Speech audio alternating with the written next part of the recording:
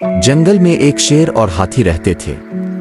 शेर अपनी ताकत और दब्बे के लिए मशहूर था, जबकि हाथी अपने सब्र और अक्ल के लिए जाना जाता था।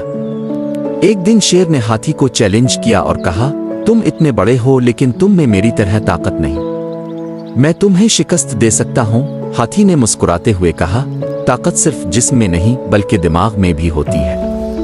आओ हम एक दौड़ का मुकाबला करते हैं। शेर ने हैरत से कहा, दौड़? तुम मेरे साथ दौड़ में कैसे मुकाबला कर सकते हो? हाथी ने कहा, तुम देखोगे। दोनों दौड़ने के लिए तैयार हो गए। जैसे ही दौड़ शुरू हुई, शेर तेजी से आगे निकल गया। हाथी ने अपनी रफ्तार धीमी रखी और जंगल के पेचीदा रास्तों को गौर से देखा।